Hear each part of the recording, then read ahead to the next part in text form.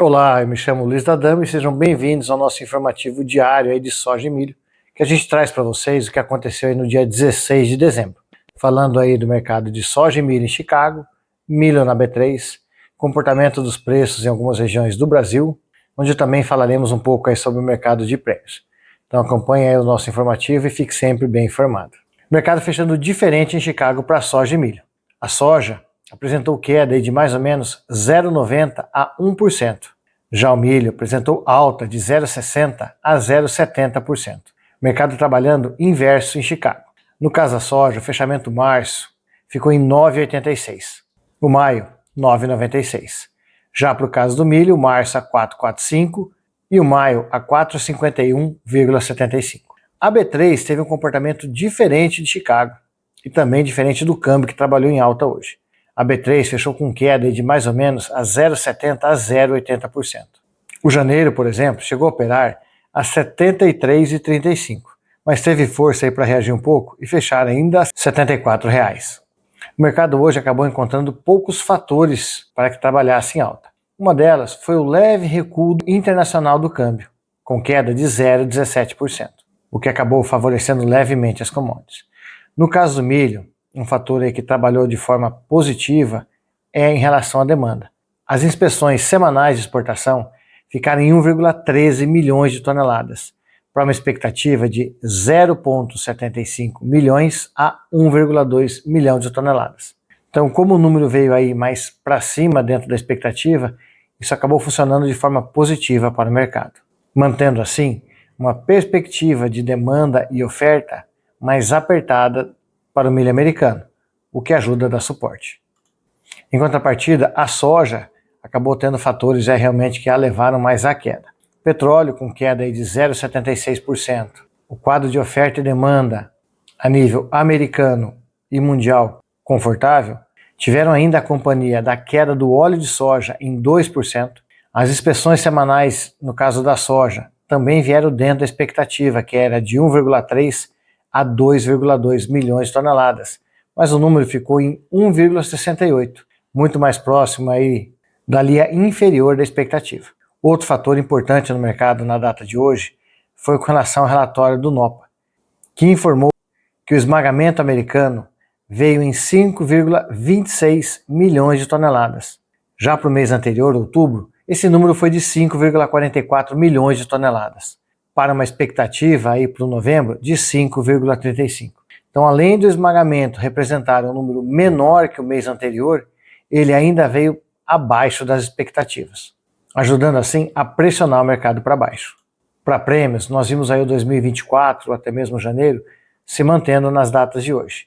Mas um prêmio que ele é muito mais nominal, já que temos poucas possibilidades de gerar um bom volume de exportação até mesmo a entrada da próxima safra, já que os estoques no Brasil não estão tão altos assim. Pelo contrário, estão bem apertados. E com relação à safra 2025, nós vimos quedas aí pesadinhas, aí 7 cents no fevereiro e 10 cents no março. Com março operando, por exemplo, a menos 15 cents. Isso tudo trouxe um cenário de preços da seguinte forma. Falando nos preços spot, nós vimos aí redução em boa parte das praças, visto que o programa de exportação está praticamente finalizado no Brasil, ou pelo menos as suas compras estão finalizadas, restando ainda pouco a se comprar a nível de porto, fazendo que regiões onde as fábricas já estão cobertas com seu esmagamento apresentassem aí quedas de preços mais altos, como na região norte, por exemplo, onde os preços caíram mais de 4%. Já na região oeste e Campos Gerais, essa redução foi um pouco menos sentida, mas também considerável, na faixa de mais ou menos 1,5%. Já para o mercado 2025, nós acabamos até tendo alta de mais ou menos 0,70% em relação aos preços de sexta-feira. Mas isso acabou acontecendo na parte da manhã, quando Chicago trabalhava positivo, assim como o dólar, que ajudou na precificação do mercado 2025. A partir do momento que o mercado começou a inverter e vir para baixo, nós vimos também os preços 2025 caírem mais um pouco. No caso do milho, nós vimos fortalecimento do preço do milho no mercado interno, até mesmo em regiões portuárias aí, visto que para nível de exportação, tanto o Chicago quanto o dólar em alta favoreceu o mercado, impactando até mesmo em algumas regiões na precificação do mercado interno. E assim, o milho teve alta aí na faixa de mais ou menos 1,5% a 2%. Falando de dólar para vocês aí, que tem sido um fator importante para a gente acompanhar, nós vimos o dólar subir na data de hoje 0,83%, fechando a 6,0915, muito próximo da máxima de 6,0986.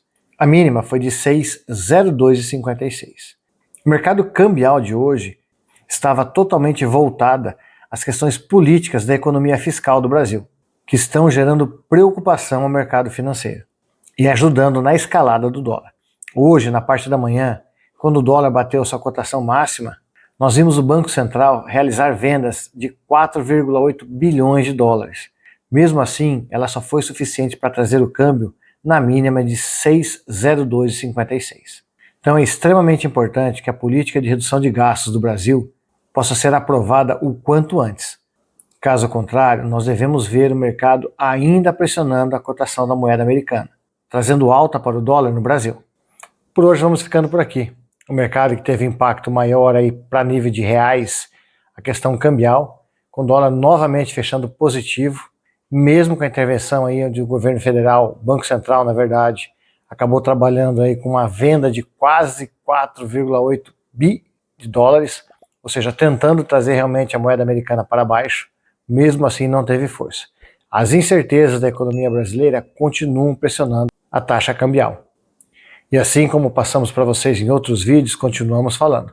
Este é um fator que deve ser acompanhado aí diariamente.